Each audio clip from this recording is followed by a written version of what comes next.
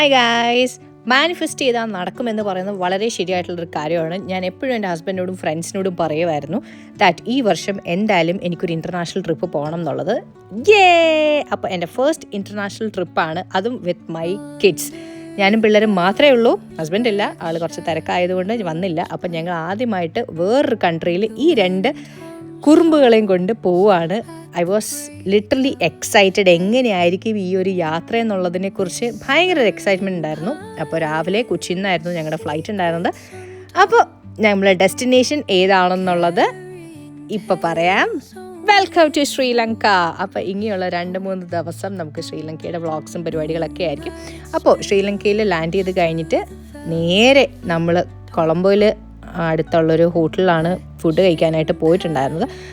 നമുക്ക് ഈ ഒരു ബസ്സാണ് നമുക്ക് ട്രാവൽ ചെയ്യാൻ വേണ്ടി വന്നിട്ടുണ്ടായിരുന്നത്. അപ്പോൾ എന്തായാലും പാരി ട്രാവൽസാണ് എൻ്റെ ട്രാവൽ പാർട്ട്ണർ. ഈ ഒരു എൻറ്റയർ ട്രിപ്പ് അവരാണ് പ്ലാൻ ചെയ്തിട്ടുണ്ടായിരുന്നത്. ഭയങ്കര അടിപൊളിയായിരുന്നു കേട്ടോ. അപ്പോൾ കൊളംബോയിൽ ഉള്ളൊരു ഹോട്ടലിൽ ഞങ്ങൾ ലഞ്ച് കഴിച്ച് നേരെ പോയത് ഗാലി ഫോർട്ടിലാണ്. ഡച്ചുകാർ ഉണ്ടാക്കിയിട്ടുള്ളൊരു ഫോർട്ടാണ് ശ്രീലങ്കയിലെ.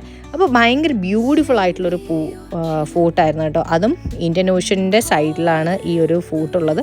ഉറപ്പായും ശ്രീലങ്കയിൽ വരുന്നവർ നിങ്ങൾ ഈ ഒരു ഫോർട്ട് ഒന്ന് മിസ് ചെയ്യാതെ വന്ന് കാണുക. കാരണം ആ നമുക്ക് സ്ട്രക്ചറും ഇതെല്ലാം നമുക്ക് കാണുമ്പോൾ തന്നെ ഭയങ്കര എക്സൈറ്റിംഗ് ആയിട്ടുള്ളൊരു എക്സ്പീരിയൻസ് തന്നെയാണ്. നമ്മുടെ ഫോർട്ടിന് ഏകദേശം സിമിലർ ആയിട്ടുള്ളൊരു ഫോർട്ട് തന്നെയാണ്. ഇതിവിടുത്തെ ഒരു റെസ്റ്റോറൻ്റാണ്.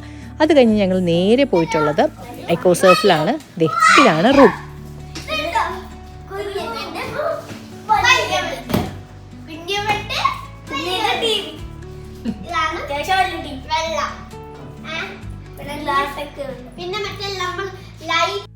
അപ്പോൾ റൂമിൽ നിന്നുള്ള വ്യൂ ശരിക്കും ഇതാണ്. സീ ഫേസിങ് ആയിട്ടുള്ള റൂംസാണ് എനിക്ക് കിട്ടിയിട്ടുണ്ടായിരുന്നത്. എനിവേ കിഡ്സ് ഭയങ്കരമായിട്ട് ഈ ഒരു വ്യൂ എൻജോയ് ചെയ്തിട്ടുണ്ടായിരുന്നു. രാത്രി ഫുള്ള് കടലിൽ കളിയും മണലെടുക്കലും പരിപാടിയൊക്കെ ആയിരുന്നു.